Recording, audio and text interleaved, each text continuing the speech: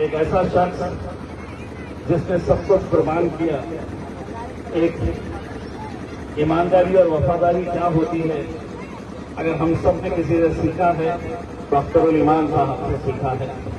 ورنہ شاید اختر الایمان صاحب بھی آج لالو پرساد کی کیبنٹ کے اندر ایک منتری ہوتے، لیکن انہوں نے اپنی کرسی کو اہمیت نہیں دی.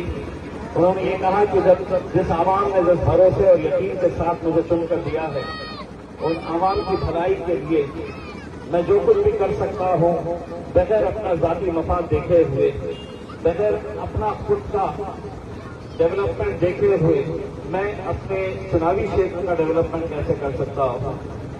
آپ کو یاد ہوگا کہ 2010 میں سب سے پہلے مجلس اتحاد المسلمین کی ہماری ٹیم سیمانچل آئی تھی، اور اس وقت اس علاقے کی بدحالی دیکھ کر ایسا لگتا تھا کہ اگر ان علاقوں کے اندر بھی اگر انسان بستے ہیں تو کیا وجہ ہے یہ علاقہ اتنا پچھڑا ہے.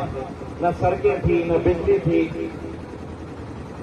گھروں میں ٹی وی نہیں ہونے کی وجہ سے ہم موبائل کے اوپر جا کر گاؤں گاؤں کے اندر لوگوں کو بتاتے تھے کہ یہ اسد الدین اویسی صاحب ہے، یہ حیدرآباد کے سانسد ہے، یہ تمہاری لڑائی لڑتے ہیں، تمہارے لیے آواز اٹھاتے ہیں.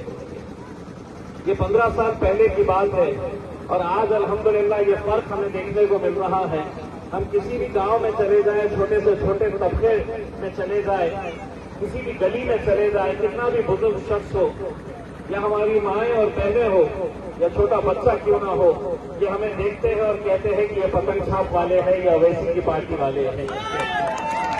یہ بدلاؤ الحمدللہ ان 15 سالوں کے اندر ہمیں دیکھنے کو ملا ہے. اور یقیناً آج جو کچھ بھی ترقی یہاں پر دکھ رہی ہے یہ کسی حکومت کی وجہ سے نہیں ہے. میں نے پارلیمنٹ کے اندر ایسے تو بہار سے بہت سارے سانسد چن کر لاتے ہیں، لیکن سب سے زیادہ اگر سیمانچل کے بارے میں کسی نے آواز اٹھائی تو وہ میرے نائب بیرسٹر اسد الدین اویسی صاحب ہیں. آپ لوگ اچھی طرح سے جانتے ہیں کہ کس طرح سے اب بہار کے چناؤ کے اندر تمام سازشیں رچی جا رہی ہیں اور اس گھٹیا لیول کے اوپر راجنیتی ہو رہی ہے. اسد الدین اویسی صاحب نے کہا تھا کہ محض ہمیں 6 سیٹیں دے دو، ہم بھارتیہ جنتا پارٹی کو دوبارہ بہار کے اندر حکومت نہیں دینا چاہتے ہیں. لیکن لالو پرساد اور ان کے بیٹے تیجسوی اور کانگریس نے یہ کہا کہ مجلس کا چاہنے والا یہاں پر کوئی ہے نہیں، مجلس کی کوئی وجود نہیں ہے، مجلس کی کوئی طاقت نہیں ہے یہاں پر. تم 6 مانگ رہے ہیں، ہم تمہیں 1 بھی نہیں دے سکتے ہیں.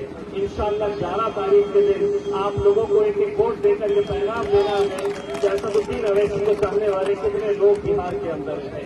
آپ لوگوں نے پہلے بھی اپنے ووٹ کے ذریعے یہ بتایا تھا، دکھایا تھا کہ آپ لوگ بیرسٹر اسد الدین اویسی صاحب کی قیادت کو یہاں پر قبول کر چکے ہیں. میں آپ کو یہ بتانا چاہتا ہوں کہ تمام راجنیتک پارٹیاں، چاہے وہ JDU ہو، RJD ہو، کانگریس ہو، BJP ہو، سماجوادی، کوئی بھی پارٹی ہو، ان میں ہر پارٹی نے آپس میں ایک سمجھوتا کر لیا ہے کہ سیمانچل علاقے سے ہم میں سے کوئی بھی ہار جائے، کوئی بھی جیت جائے چلے گا، لیکن کسی حالت کے اندر ہم نے اسد الدین اویسی کو سیمانچل کے اندر دوبارہ پیر رکھنے نہیں دینا. ان کی ایسی سازشیں چل رہی ہیں کہ مجلس کو یہاں پر ناکامیاب کرو، کیونکہ انہیں پورا یقین ہے کہ اگر سیمانچل کے اندر اسد الدین اویسی صاحب اچھی خاصی سیٹیں لے کر آتے ہیں تو 5 سال کے بعد جب چناؤ ہوں گے تو ہندوستان میں سب سے زیادہ مجلس کی سیٹیں اگر کہیں چن کر آئے گی تو وہ بہار کے اندر آئے گی. اور اسی بات کو سمجھتے ہوئے یہ تمام سازشیں چل رہی ہیں. میں آپ لوگوں سے ہاتھ جوڑ کر یہ گزارش کرنے کے لیے آیا. آپ نے 2 دن پہلے تیجسوی یادو کا بیان سنا ہے اسد الدین اویسی صاحب کے بارے میں انہوں نے کیا کہا. ان سے ایک پترکار نے پوچھا کہ اویسی نے تو آپ سے محض 6 سیٹیں مانگے تھے، آپ اویسی کو اپنے ساتھ کیوں نہیں لیے ہیں؟ تو انہوں نے کہا کہ ایکسٹریمسٹ لوگوں کے لیے ہمارے پاس کوئی جگہ نہیں. ایکسٹریمسٹ کا مطلب ہوتا ہے کہ کوئی چرم پنتھی کٹروادی جو ہوتے ہیں، وہ کٹروادی لوگوں کا کوئی ہماری پارٹی کے اندر جگہ نہیں ہے. اگر مسلمانوں کے لیے، دلتوں کے لیے، پچھڑوں کے لیے، مظلوموں کے لیے، ہماری ماں اور بہنوں کے لیے اگر آواز اٹھانا اگر کٹر پنتھی ہے تو تیجسوی یادو ہاں ہم کٹر پنتھی ہے۔ تم نے ہمارے ساتھ ناانصافی کی ہے، تم نے ہماری آواز نہیں اٹھائے، تم نے ہماری بستیوں کے اندر کوئی وکاس نہیں کیا۔ آج بھی ہمارے بچے ہزاروں کی تعداد کے اندر ہندوستان کے بڑے بڑے شہروں کے اندر جاتے ہیں محض 2 وقت کی روٹی کمانے کے لیے۔ کوئی ماں نہیں چاہتی ہے اپنے بچے کو اس طریقے سے دور کسی شہر کے اندر چھوڑ کر آئے، کتنا ہی غریب کیوں نہ ہو، لیکن مجبوری ایسی ہو گئی ہے کہ نہ یہاں پر تعلیم کے لیے کوئی اسکول کالجز کھولے گئے ہیں، نہ نوکریوں کے لیے کوئی انڈسٹری یہاں پر ملتی ہے۔ کیا کرے گا نوجوان؟ تو بمبئی میں جاتا ہے، پونا بنگلور میں جاتا ہے، بڑے بڑے شہروں کے اندر جا کر وہاں پر کام کرتا ہے۔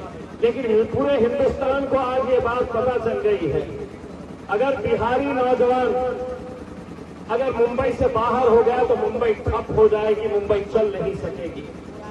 یہ طاقت آپ لوگوں نے اپنی محنت کے ذریعے تیار کی ہے، پیدا کی ہے۔ بس آپ لوگوں سے یہی التجا ہے کہ 11 تاریخ کے دن اپنے تمام بڑے بڑے لوگ آئیں گے، بڑی بڑی سیاسی پارٹیوں کے پاس بے حساب دولت، حرام کی دولت ہوتی ہے، وہ لوگ آئیں گے یہاں پر آپ کو بانٹنے بکھیرنے کا کام کریں گے، کچھ کو خریدنے کی کوشش کریں گے۔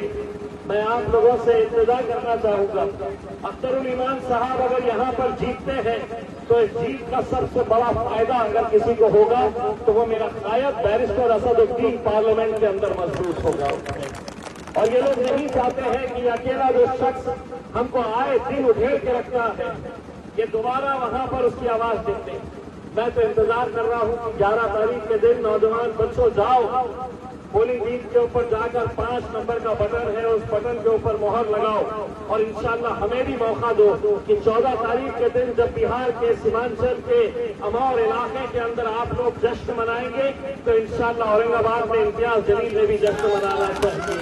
مہاراشٹر کے ساتھ ہندوستان کے اندر ہر وہ شہر کے اندر جشن منانا چاہیے، کیونکہ یہ جیت اختر الایمان کی نہیں رہے گی، یہ جیت مسلمانوں کے اس عزم کی رہے گی جو پچھلے 76 سالوں تک صرف ایک ربر اسٹیمپ کی طرح استعمال کیا جا رہا ہے۔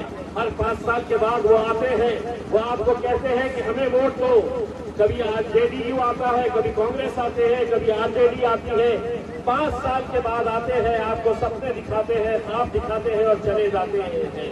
ان 76 سالوں کے اندر کیا ہو رہا تھا کہ شادی ہو رہی تھی، گھوڑی سج رہی تھی اور دولہا بن کر کبھی نتیش کمار آتا تھا، کبھی راہل گاندھی آتا تھا، کبھی تیجسوی آتا تھا۔ اب اسد الدین اویسی صاحب نے صاف کر دیا ہے کہ شادی ہوگی ضرور، گھوڑی ہوگی ضرور، لیکن دولہے ہم بننے والے ہیں۔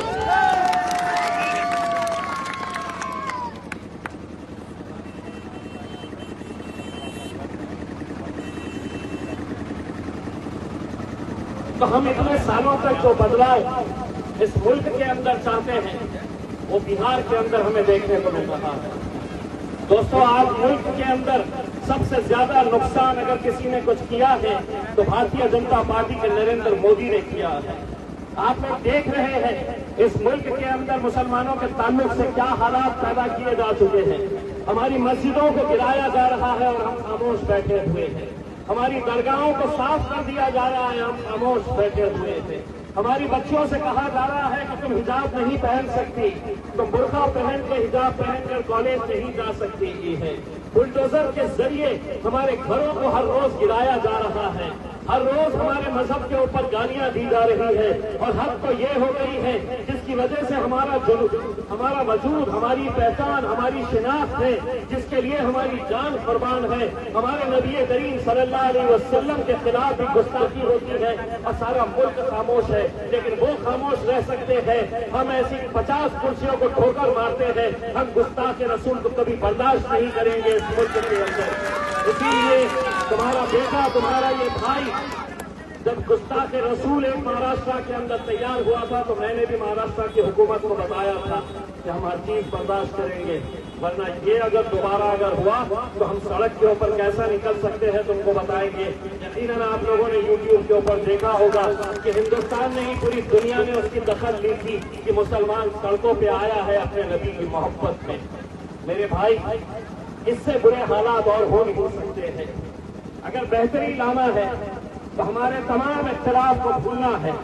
نریندر مودی کو یہ پیغام دینا ہے کہ سیمانچل کی عوام جو ہے وہ کسی بھی طرح کے ظلم زیادتی کو برداشت نہیں کرتی ہے۔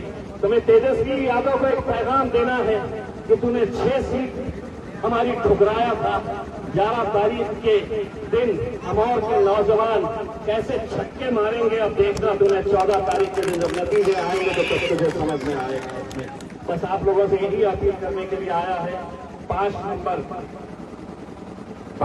کا بٹن ہے ای وی ایم مشین کے اوپر جانا، فجر کی نماز پڑھنا، لائن میں کھڑے رہنا اور 5 نمبر کے اوپر جا کر کیا کرنے کا ہے تو کھٹاکھٹ کھٹاکھٹ کھٹاکھٹ بٹن دبانا ہے اور مسجد کو کامیاب کرنا ہے۔ بہت بہت شکریہ۔